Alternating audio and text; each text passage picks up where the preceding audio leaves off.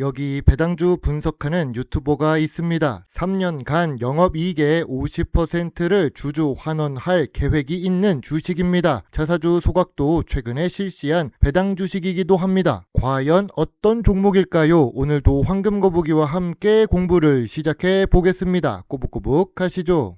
투자의 시작이 되는 재무제표를 보겠습니다. 매출액은 보합 추세입니다. 5년 동안 큰 변화가 없습니다. 오히려 5년 전보다 매출액이 낮습니다. 그래도 5년 연속 영업이익은 잘 기록합니다. 문제는 2022년에 당기 순손실을 한번 기록했다는 점입니다.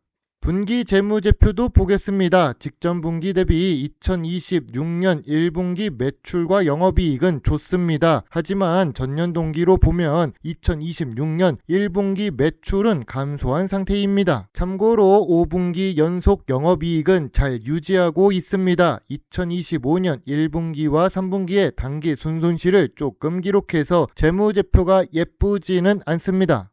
5년 평균 ROE는 10% 이하입니다. 미래 성장성이 높아 보이지는 않습니다. 그래도 이 주식은 부채 비율이 낮은데요. 3년 평균 부채 비율이 낮아지는 추세입니다. 2026년 1분기 부채 비율은 32%를 기록 중이죠.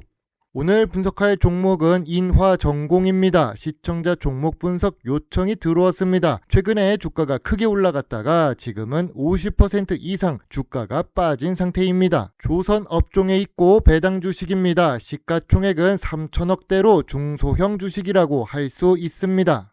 아쉬운 재무제표에 아쉬운 ROE를 기록하고 있지만 영업이익은 유지되고 있고 재무 안정성이 좋은 인화전공입니다. 5년 연속 매출이 보합 상태인데도 주가는 오히려 상승 추세이죠. 물론 저평가 구간을 보면 상승 추세인데 2024년 중순부터 주가 변동성이 커졌습니다. 아마 영업이익률이 변동적이라고 해도 주가 변동성이 매우 큰 편입니다.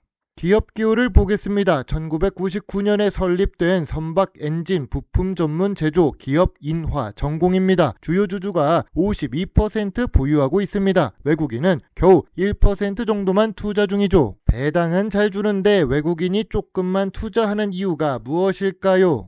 해외에서 잘 알려지지 않은 회사라서 그렇습니다. 실제로 수출 비중은 7%에서 18% 사이로 낮은 편입니다. 그래도 아예 수출을 하지 않는 주식들보다는 좋습니다. 참고로 2026년 1분기에 수출 금액은 하락했는데요. 전체적으로만 보면 2년 매출은 상승 추세입니다. 변동적이라서 예측하기 어려운 인화전공 실적입니다. 연구개발 투자가 중요한 선박 엔진 부품 업종에 속해 있습니다. 그런데 연구개발 투자 금액은 보합 상태입니다. 매출액의 3% 수준이라고 하는데 사업 보고서에 따르면 연구개발 투자 금액은 3억 이하입니다. 금액이 잘못된 것인지 퍼센트를 잘못 본 것인지는 모르겠습니다. 시가총액이 작은 기업들은 이런 부분이 아쉽습니다.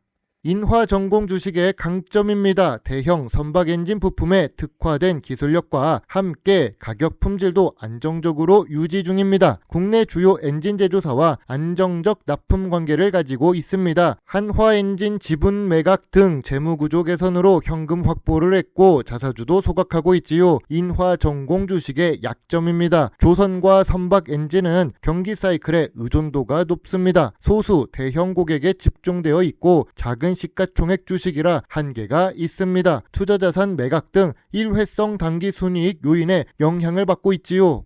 인화전공은 예전에는 주가가 낮았는데 2026년 최고가를 기록 후 50% 이상 하락한 이유를 보겠습니다. 2020년 초에는 전염병 시기로 조선업이 불황이었습니다. 이 당시에는 주가가 낮았죠. 그러다가 친환경 규제와 LNG 선박 수요 증가로 주가가 상승했습니다. 최고조를 달릴 때 선반영된 기대감 이후 수주가 둔화되면서 주가가 빠집니다. 한화 엔진 지분 매각 같은 일회성 이익 소진 이후에 PER이 상승한 것도 주가 하락의 요인이 되었습니다. 사이클 기대, 조정, 그리고 수급 심리가 악화된 것이 최근 주가 하락의 원인이라고 봅니다.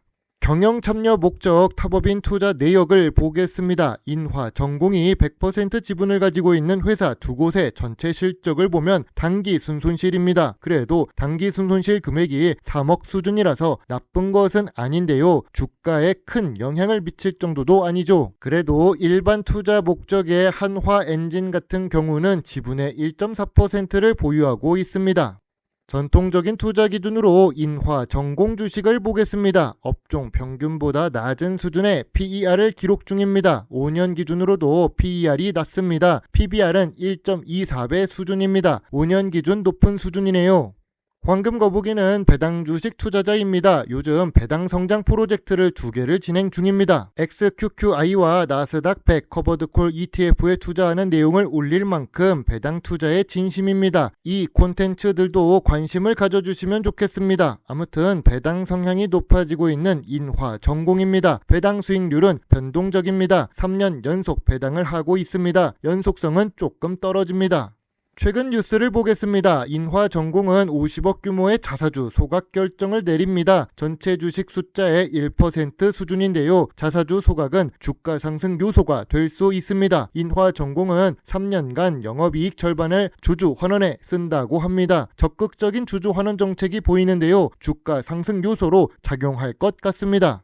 뉴스까지는 좋아 보이지만 현재 인화전공의 주가는 저점 구간도 아니고 저평가 구간도 아닙니다. 저평가 구간은 5,500원부터 6,500원 사이입니다. 매물대는 9,000원에 있습니다. 적극적인 주주 환원 정책이 있기는 하지만 실적 자체가 상승해서 황금거북이가 그린 추세선대로 유지해야 장기적으로 주가 상승을 기대할 수 있을 것 같습니다.